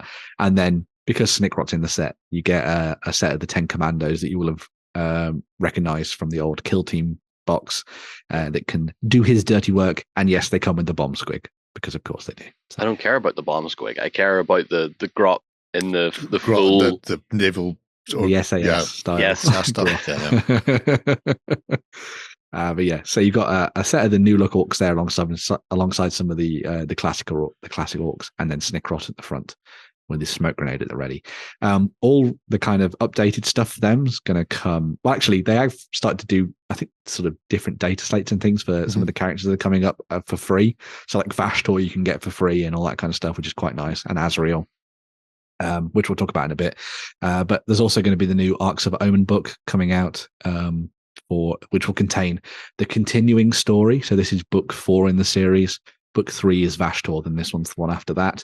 And it will tell the tale of the battle for Arthas Moloch, where the orc threat is brightest, I guess, which will come with a way of sort of telling that story and kind of rules for all that kind of thing as well. You'll find additional enhancements and stratagems, which I'm going to count as the new things they're going to do in 10th edition. Screw all the other stuff.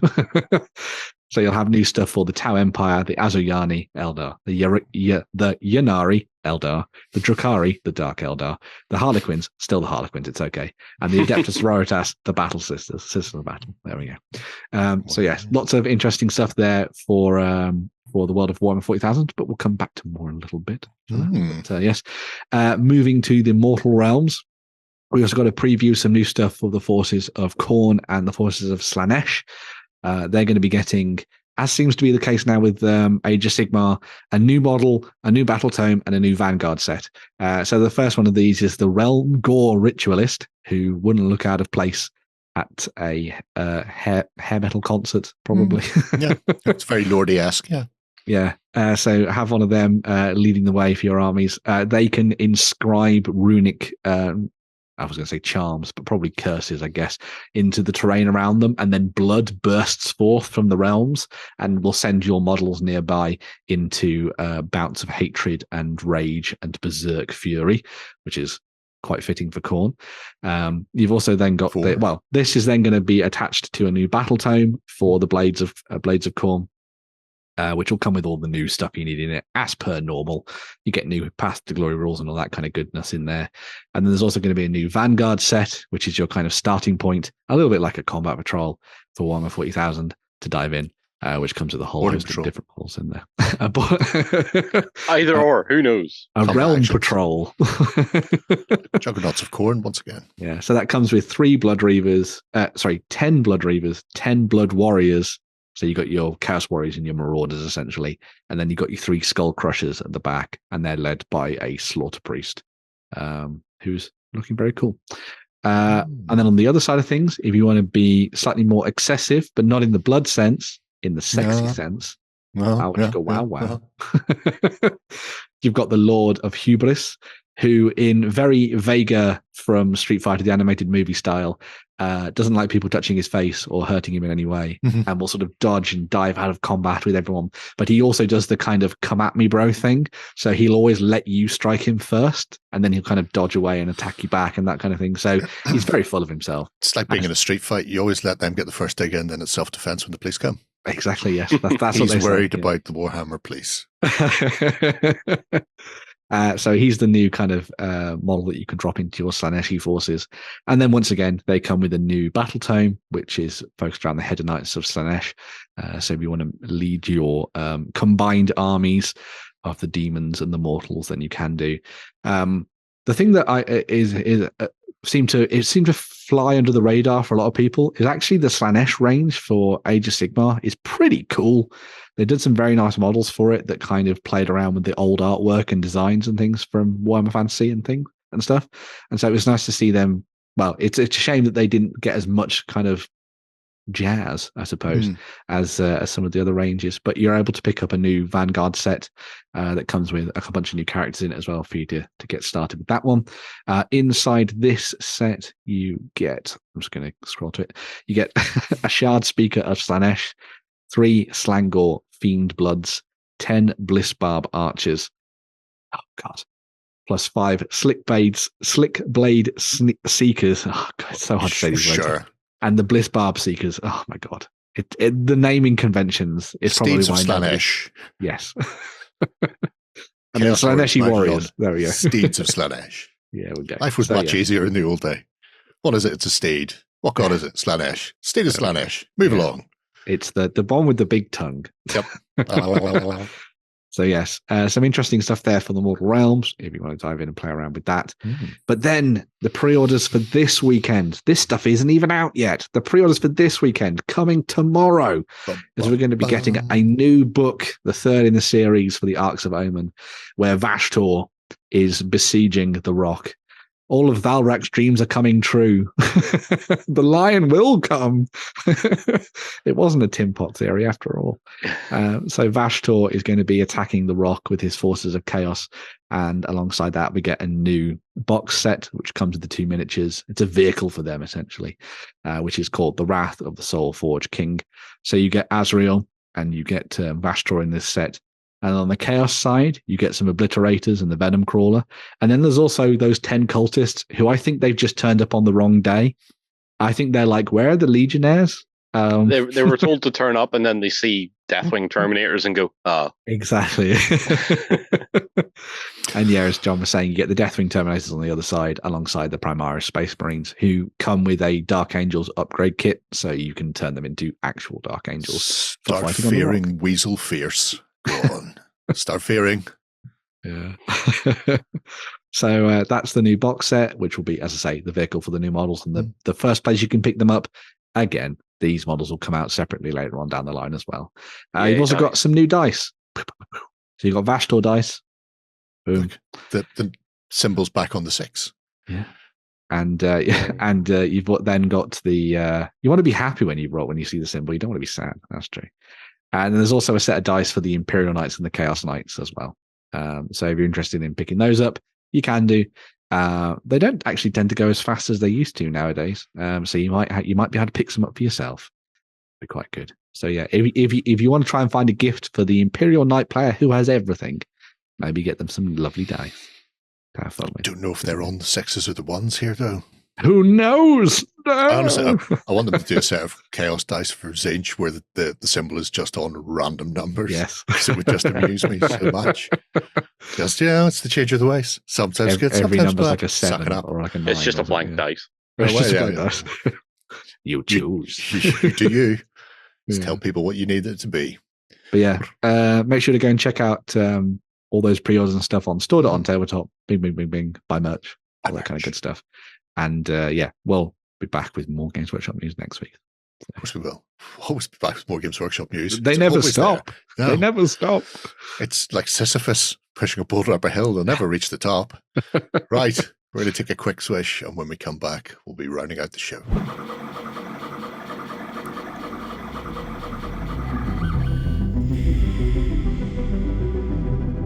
Okay, we are back to round out the show. And the first thing we're going to be checking out is some 3D print. Yes. Look at us dangling the equivalent of 3D print keys in front of Shay. Keep the child happy. Jingle, jangle, jingle, jangle. I don't know. This might not. This isn't mechs, so it might not necessarily jimmy their jams, but we'll see. So I'll just go now. Shay's broad spectrum when it comes to that's true. to I printing like a things. lot of things. Yeah. Yeah. And we are going to be looking at some historicals. Yeah, so it's a mix of two different things. So it's a little bit of historical, a little bit of fantasy, but we'll start off with the historical stuff. So we have talked about, I went very Ace Ventura then for a second, as if I was about to just start talking and never stop. Anyway, we're going to be looking at Medbury Miniatures and their March releases for this year. Now, we have looked at Medbury in the past, but I thought it was worth coming back and having a look at them again because they do some very nice stuff. You said do. Oh, God, we're children here. So for their historical side of things, they are essentially building on what they've done previously for the kind of medieval period. For a lot of people who've been looking at things like the Barons' War and stuff, this is a pretty nice little selection of miniatures for you to dive into. Or if you may be looking at something like Bretonians as well for fantasy, or trying to build like an old world style army, they've been kind of bulking out their offerings for that. A couple of months ago, they've done things like Outlaws and Robin Hood and that kind of thing, and they've done Foot Knights and that kind of stuff. But now they've started to work towards doing men-at-arms on horseback. So you got a lot of warriors that are kind of themed towards the idea of them being Scottish soldiers. So they're to hammer the English, as it were, and send them back across the border. But you've got your mounted men-at-arms there with swords and axes and spears and all that kind of stuff as well. So you can ride around with a good skirmishing group of troops on the tabletop. The other really fun addition to this, and it's one that obviously themes things a little bit more towards the Scottish end of the spectrum when it comes to medieval warfare, is that you can also pick up the Black Douglas, James Douglas himself. There he is, Jimbo, Big Jim. How the fuck will be happy about that? Who is constantly painting the Black Douglas. Who is a pretty notorious Scottish warlord from the time. I say warlord. He gets a bit of bad stick. I mean, he was actually quite bloodthirsty, but anyway. Who was so he was essentially like the right-hand man to the big boy himself at the time. Robert the Bruce, yes, that's his name. I was about to say Brucey, but then I just started thinking about bonuses. Oh dear. And he was one of his most stalwart supporters and chieftains and warlords of the time that would do a lot of his dirty work for him. There's some very, very awesome stories about James Douglas, the Black Douglas, including one about a siege where they'd been trying to take this castle from the English for months and they just couldn't get in. So he just went, well, screw chivalry and all that nonsense. And during the night, he snuck up over the walls, just butchered all the watchmen and took over the town and the castle in a matter of hours, which was pretty badass. Yeah. The art of war only works in Japan.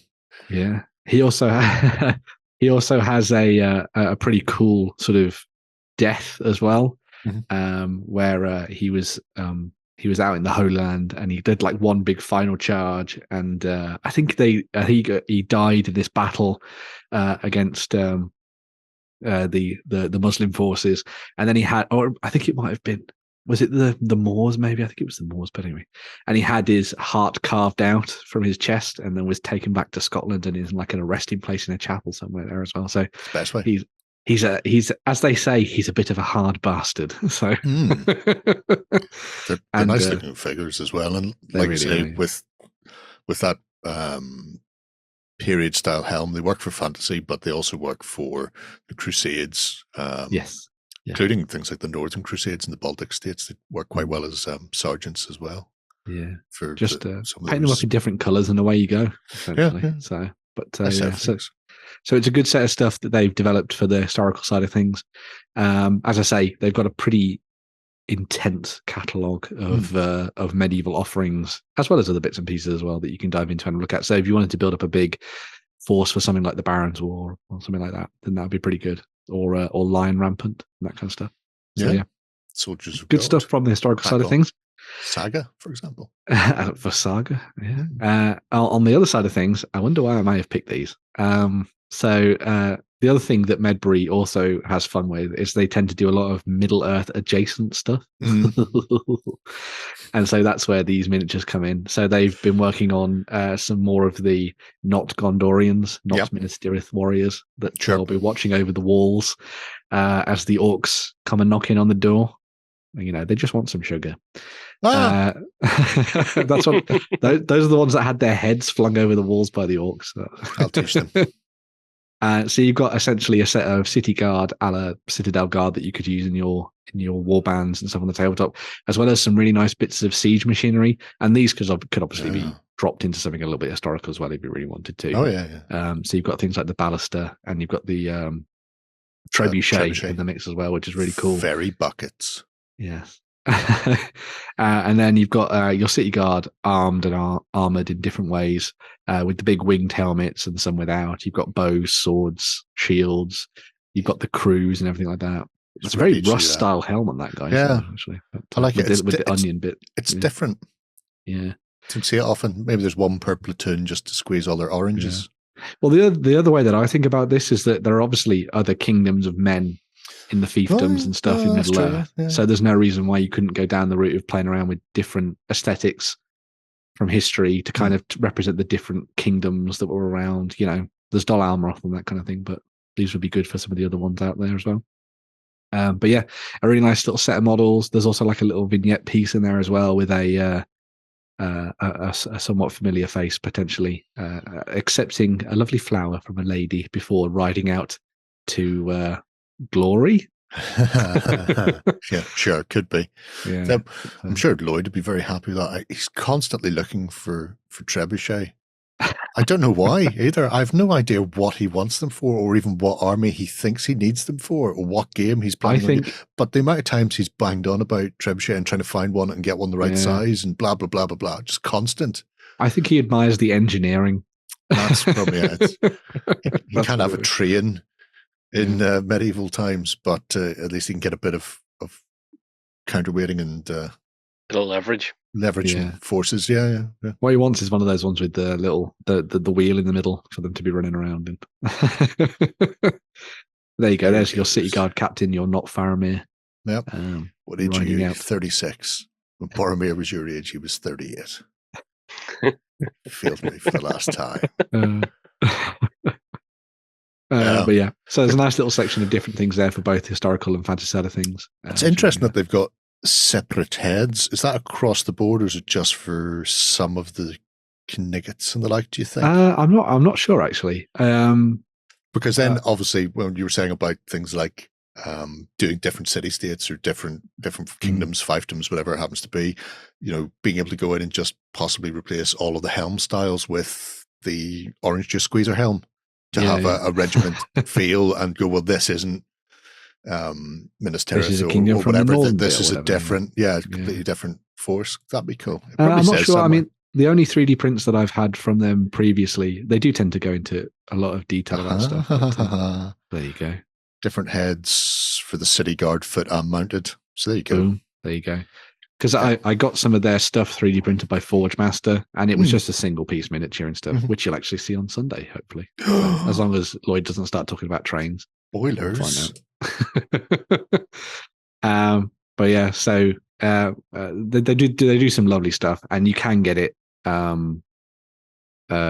printed off by other people, merchants. Also, and this is something that we very much enjoy, metal.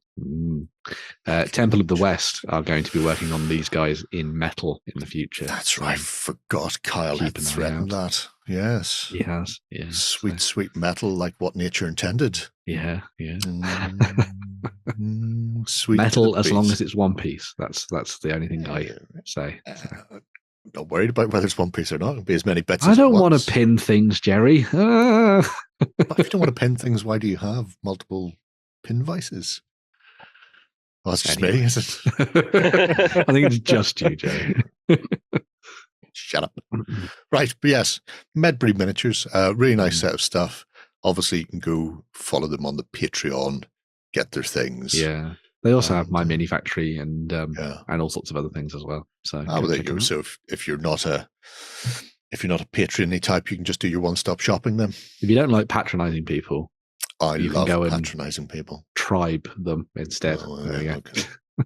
Also, yes. Right, there you go. What do you think, Shay? You're going to get into some saga? You should get into some saga. Do a bit of line rampant. Line rampant. Ooh. I'm sure there's a Dark Age bone somewhere in your body that you'd love to play as some Vikings or something, Shay. It's bound to be. I do like some Vikings. I do like Vikings. Vikings are cool. This is where it begins. It's not going to happen, Jerry. It's not going to happen. Once you're in, you're never out, Shay. It'll happen. Happen to me. It'll happen to you. Sorry. I've just gone full Homer Simpson. How's the future once? Should we look at some Kickstarters? Yes, we probably should. Okay.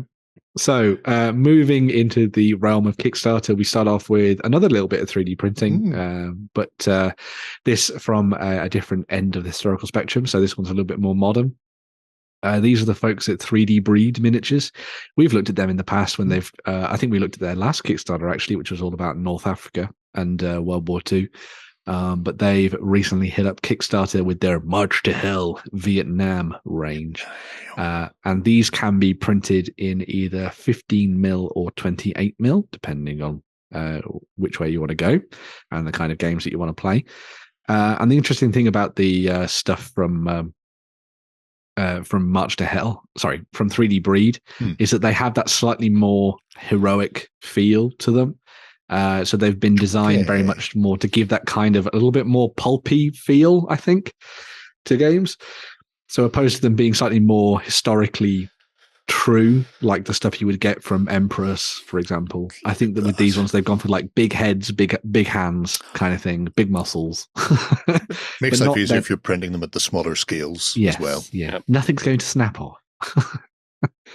But yeah, so they've done, as you would have expected, quite a lot of stuff for the world of. Stop looking at people's stuff on Instagram. That's his. I was looking at the things what he had painted for the people. That painted the little tiny VC types, and then the little American guys. I'll take you anywhere. Anyway, fun. At least you found some big minutes. Cool. At least you found some big pictures. That's the thing. But anyway, so they've done a whole host of different miniatures for this. So you can get your hands on US Army stuff and the Vietnam side as well. You've also got I love that little Apocalypse Now set. Kilgore. Very cool. Yeah. Then you've got a lot of vehicles that they've done as well. So they've done the APC and the Huey as well, which is very nice. And some specialist bits and pieces there too. But essentially with all of this stuff, because obviously you're getting the big... Look, Shay. Free miniature to download. It's free. John, the first one is always free. You want to go halfers on a Kickstarter of just fucking... Is that Private Joker from Full Metal Jacket? It could be, yeah. The specs up. Nice. But yeah, so they've done all the little bits and pieces for this. And even though you get like essentially one set of infantry, because you can print endless amounts of them, kind of gives you everything you need to use for your games. Although if you're playing smaller squad-based stuff, you might not necessarily need to have that option, which is interesting.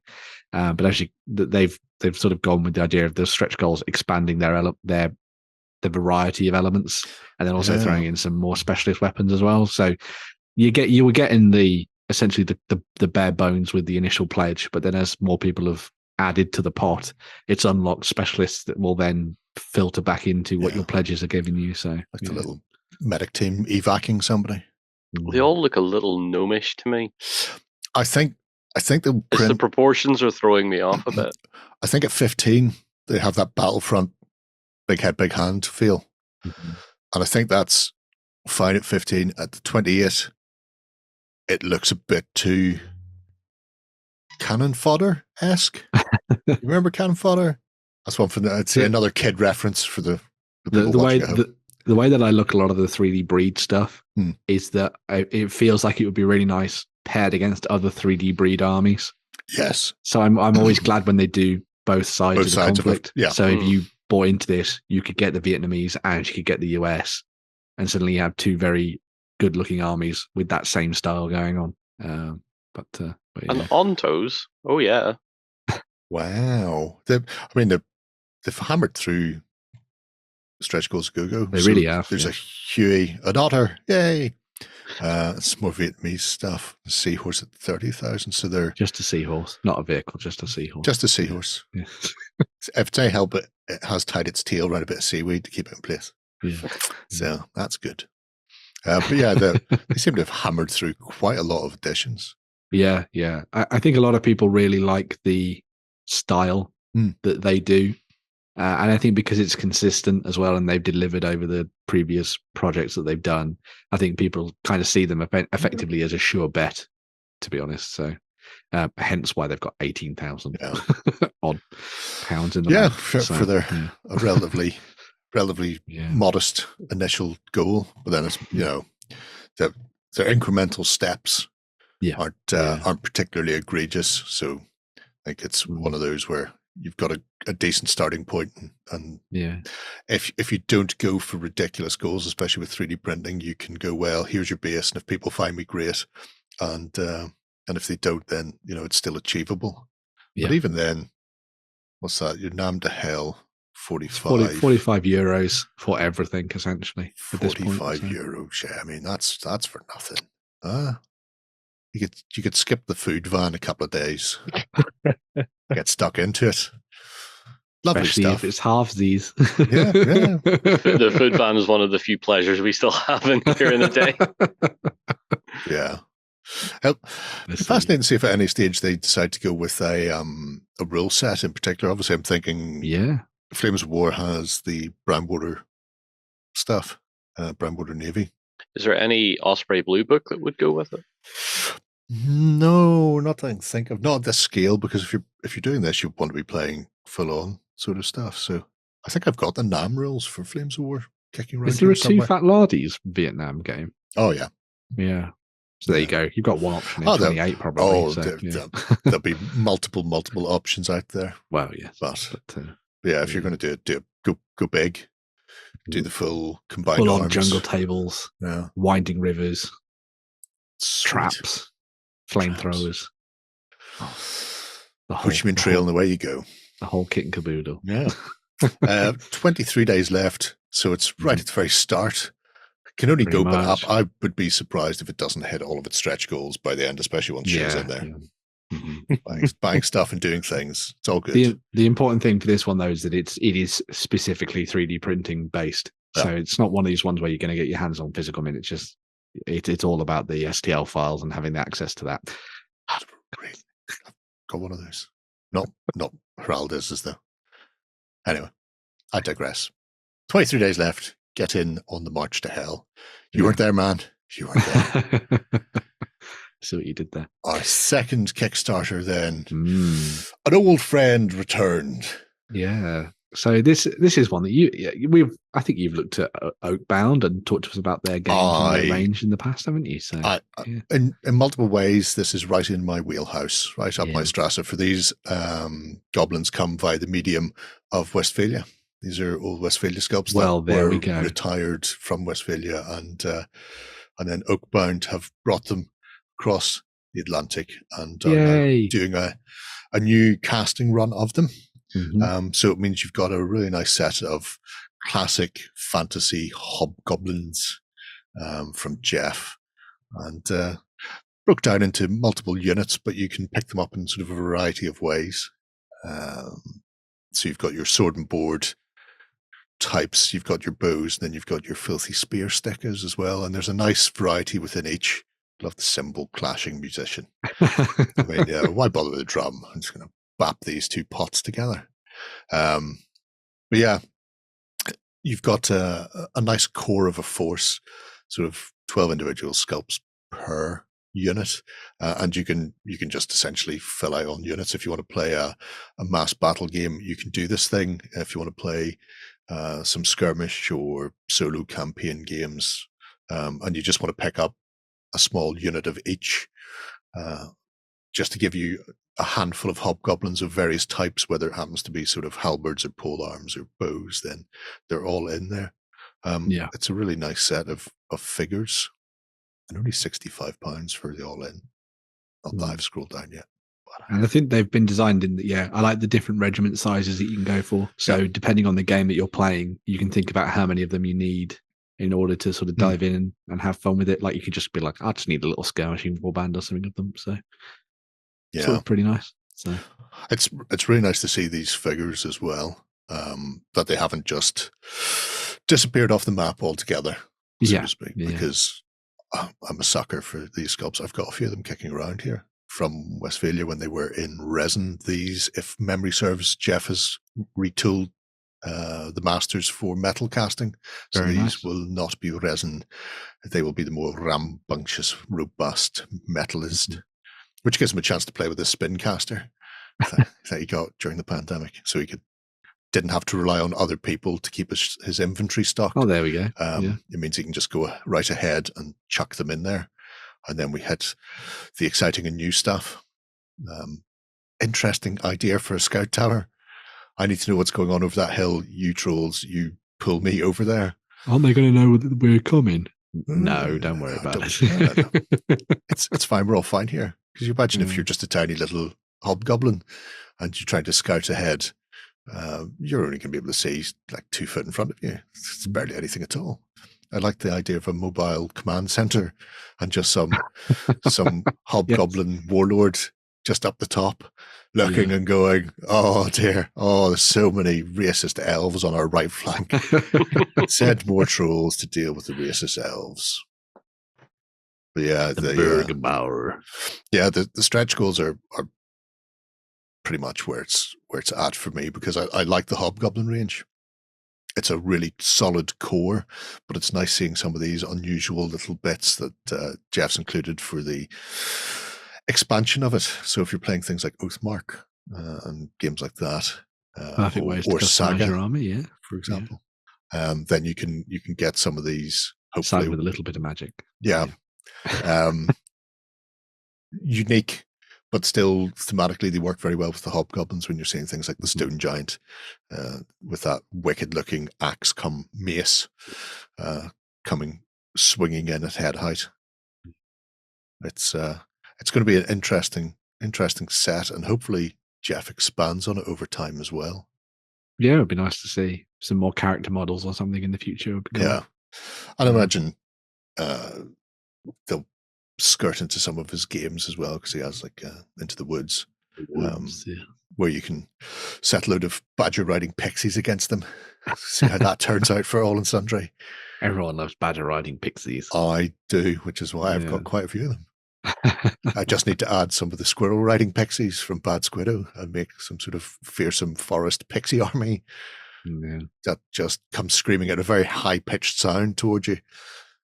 It's just like never crossing the streams. You never mix squirrels with pixies, because then it just goes mad. Only young children and dogs can hear their war cries, which means for everybody else it's just a silent, stealthy army that just all of a sudden hits you in the flank. That's why everybody should always bring children with them, just to make sure they don't get attacked by pixies from the flanks. That's a top tip for fantasy wargaming, folks. There we go. Always bring, just like a canary in a mine, just bring a couple of toddlers in a cage. When they start screaming, watch out for the pixies. But yeah, lovely looking hobgoblins and a classic fantasy spin. Yeah. There is a whole 8 shiny days left. It's already funded. Just needs a bit of a push on so I can get that giant. I'm just saying. Just get on there, folks. Do it for me. If not for yourself, do it for me. Am I not the most important thing? It's one of those days. These people have had to suffer for hours. You don't know how lucky you are. Right. I think that winds us up for another week. We shall return next Friday for more of the same. Well, we might. It's St. Paddy's Day. There may not be a me here. There may be a very messy looking Gandalf we'll work it out, I guess. But who knows how these things will pan out. If that is too far away, join us on Sunday over on tabletop.com for the XLBS, where we witter about hobby, and we're joined by the brothers Johnson this week. Don't forget, you can also win that Age of Sigmar game. Extremis. It spun off from Iron Man 3. Is that how that went? Maybe, yeah. It went Iron Man 3, Age of Sigmar. That's how that goes. So Sigmar strikes me as a Tony Stark style fellow. So, we've already seen Jarvis there plugged into Commander Farsight, so Marvel and Warhammer are all merging apparently. Right, until next week, have a great week of gaming. Bye-bye. Go ahead and check out our other content on screen now. And while you're at it, why not hit subscribe and remember to ding our dong. Go on, you know you want to click it. Go on.